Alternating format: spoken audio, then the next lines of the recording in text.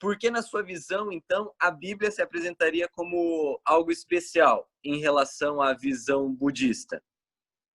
Deu para entender? E aí, assim, a gente começa esse momento de perguntas. Deu para entender, sim. Veja, o próprio processo da formação do cânon bíblico, não é? Ela acaba se distinguindo não apenas com relação ao cânone budista, mas a outras escrituras religiosas que a gente vai ver detalhadamente aí ao longo dos demais episódios aí com outras religiões. Em que sentido eu quero dizer isso? Por isso que você encontra diversas tradições e diversos cânones do ponto de vista budista, porque não havia uma preocupação em manter esses escritos com uma certa fidelidade àquela narrativa histórica. Como eu disse, dentro do pensamento de algumas religiões orientais, a fidelidade histórica não é muito importante, porque dentro do mito religioso, se aquilo aconteceu ou não, pouco importa. O que importa é a lição espiritual que está por trás daquela narrativa. É por isso que você não vai ver um budista discutindo se aquela história era uma mulher ou era um homem, se era 2 cegos em Jericó ou se era um, como a gente fica em algumas dessas discussões. Para eles, o que importa é a lição espiritual. Então, por conta disso, não existia uma preocupação de uma preservação desses manuscritos. Então, na realidade, o número de manuscritos que existem, né, é muito, infinitamente inferior comparado, por exemplo, aos manuscritos que nós temos, sobretudo, do Novo Testamento, né?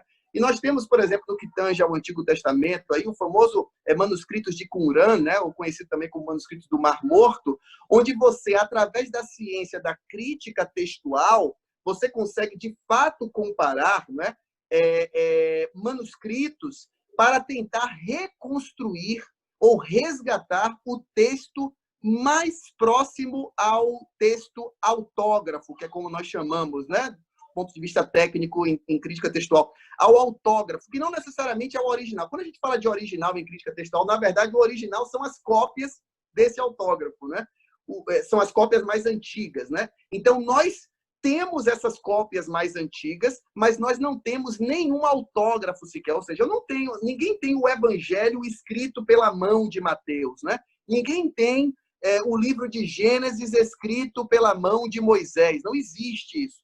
O que existe são cópias desses autógrafos. Mas como o número de cópias é tão grande, você, através da ciência da crítica textual, e é, de fato, uma ciência, né, utilizada para resgatar não apenas o que diz respeito à parte bíblica, mas a outros escritos antigos, você compara esses textos, encontra ali as incongruências e procura justamente resgatar o texto mais próximo ao texto do autógrafo. Então, quando nós analisamos do ponto de vista da crítica textual, nós temos muito poucos, divergências no texto que ainda são discutidas, e mesmo estas divergências no texto são de coisas periféricas, são de dados, de detalhes, de número de quarto do palácio lá da época de Davi. Enfim, são pequenas divergências de palavras ou de números, ou questões históricas. Uma cidade é chamada de um nome, no outro manuscrito aquela cidade é chamada de outro, e por aí vai.